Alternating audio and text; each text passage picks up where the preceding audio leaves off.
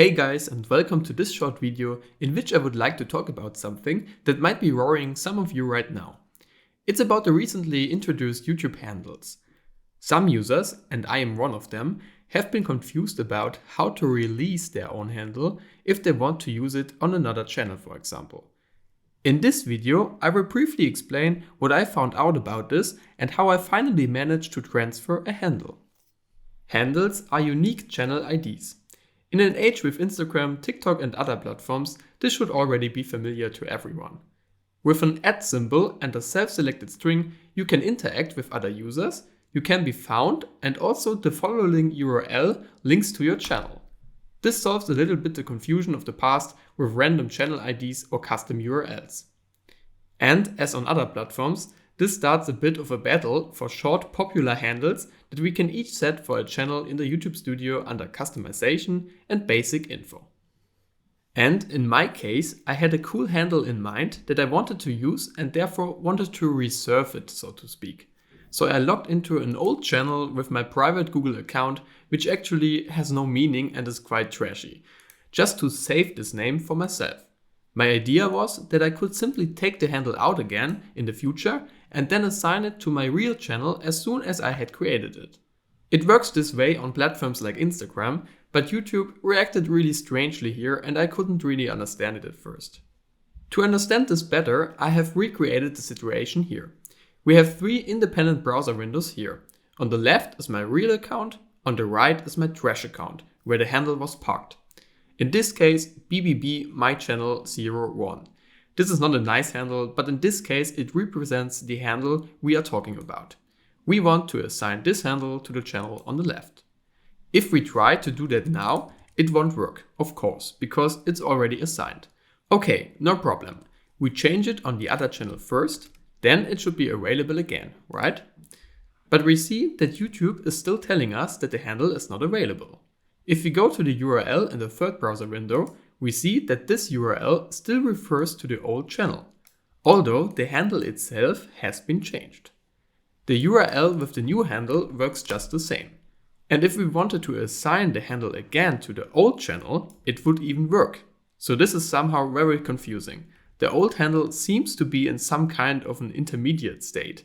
It's not the actual handle of the channel, but it's still not publicly available, and its URL still points to the old channel. Now we come first to the solution and then to my explanation of how I understood the whole thing. We have to assign and publish a new handle in the old channel again, so that the original handle moves back one more time.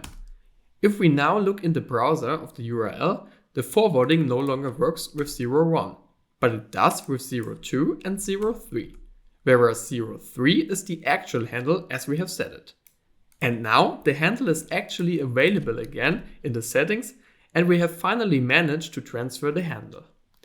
Let's take a simplified look at this again. A channel has exactly one unique handle. The channel can then be accessed via the corresponding link. If the owner now changes the handle, it changes and the previous handle moves onto a kind of, let's call it, secondary handle. This secondary handle is then not the unique handle of the channel as we can find it in comments, for example, but the forwarding by its URL still works and directs us to the corresponding channel.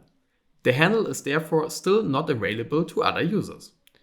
At this point I can only speculate, but I suspect that YouTube has built in this function so that a channel can still be reached via old, already published links if it should ever change its handle. And it also prevents other users from taking it over and doing bad things with it. It's just a pity that this has been made very non-transparent for channel owners and it is not really visible. If the handle is then changed again, the whole thing slips further and the original handle is then actually free again and the rest moves on. Here I would like to emphasize again that these are just all my guesses and also mention that YouTube handles are relatively new. This video is being recorded in January 23, so it could very well be that this function will change again in the future. I would like to inform you about that, and I take this opportunity to point out that I would be very happy about comments, ratings and subscriptions. In addition, a few words for the case that you have deleted a channel in order to release the handle. The bad news is that the handle is unfortunately not released with the deletion. I have only been able to find out through research that it took other users between 14 and 30 days after deletion until the YouTube handles were available again. I would just wait for this time, and unfortunately I have not been able to find out more. Okay, that should be it so far. I look forward to seeing you again in another video, and have a nice day. Thanks for watching.